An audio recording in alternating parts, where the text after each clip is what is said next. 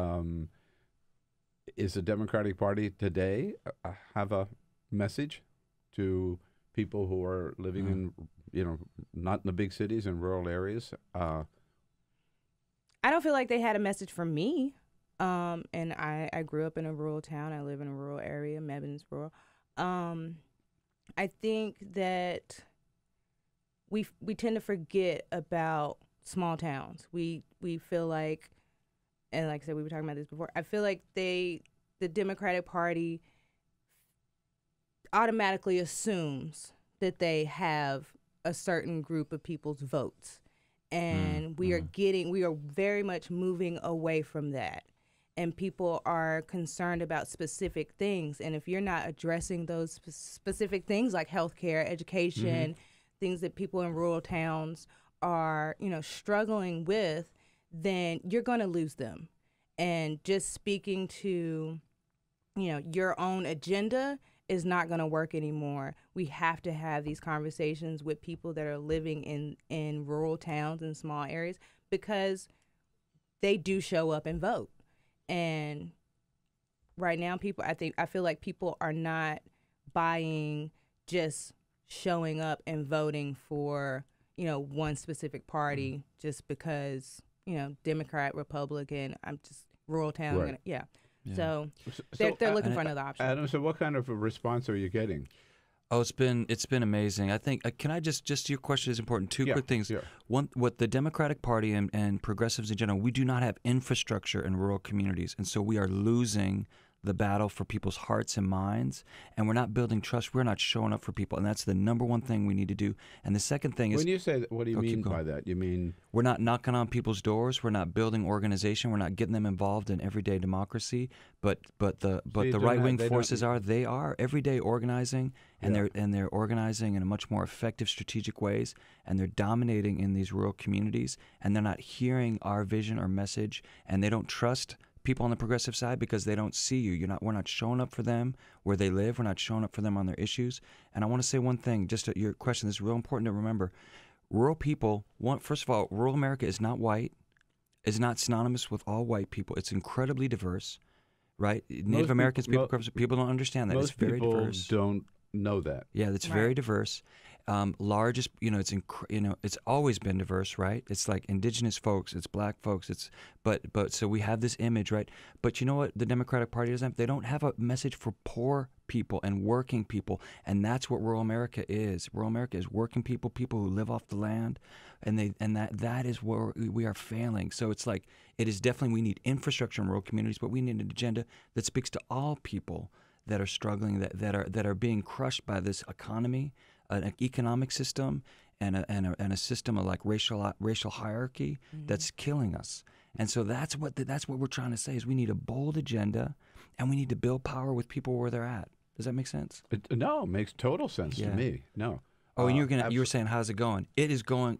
It's been amazing. I'm going to tell two quick stories. Okay. One is I want to talk about Down Home, and then I'm going to talk a little bit about what we're hearing across the country. So Down Home, new organization, birthed out of the sort of tragedy of 2016, but folks are really doing have this awakening that we will never get free if we're not building power in Alamance County and Haywood County and all the places that have been abandoned. And so just in 8 months, they've built multiple chapters. They are taking the fight to big corporations and corporate power. They passed for the first time in a county, in Haywood County. This is real. Haywood County, Trump won by almost 35 points in this county, right? They passed, within 3 months, they passed the first ever living wage policy for in Haywood County for public workers in Waynesville in the history of rural North Carolina. They did that in 3 months.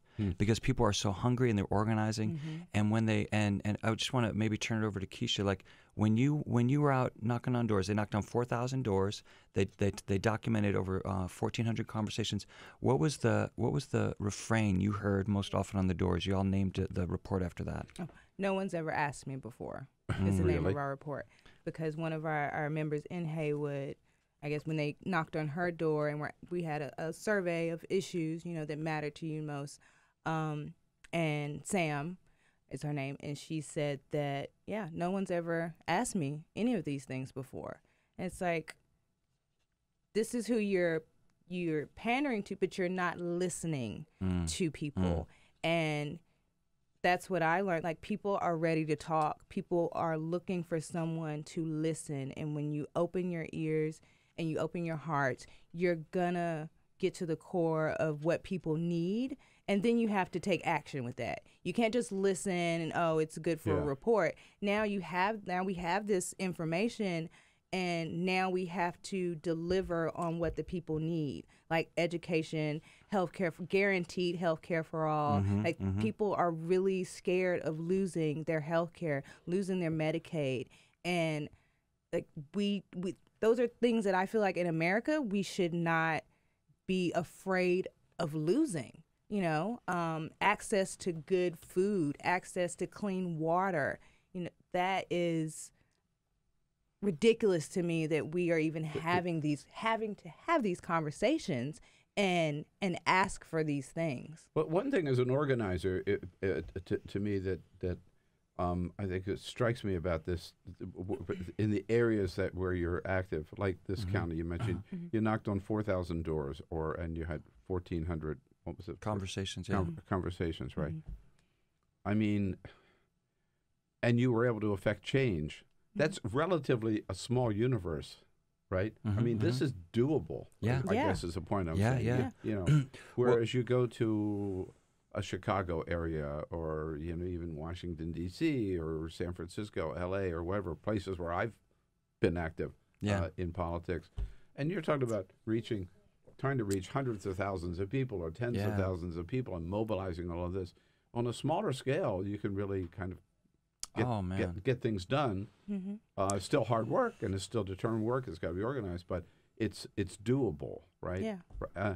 And particularly North Carolina, I think, is such an exciting state. So we were over years on the air in Asheville, North Carolina. So that's kind of the part of the state we know. But like Reverend William Barber, who's done the Moral Mondays movement in North Carolina. We know that Barack Obama carried North Carolina. I mean, North Carolina is on the verge of being a really progressive state, right? I'm learning that we are very important, and absolutely, and the potential there, I think, is right on the cusp.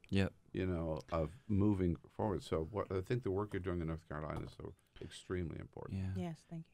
And what Down Home is doing, and what groups that we're working with as part of this movement all over the country doing, is they're going to the places in North Carolina, but we're doing this in Iowa, Michigan, Wisconsin, Pennsylvania, all over the country.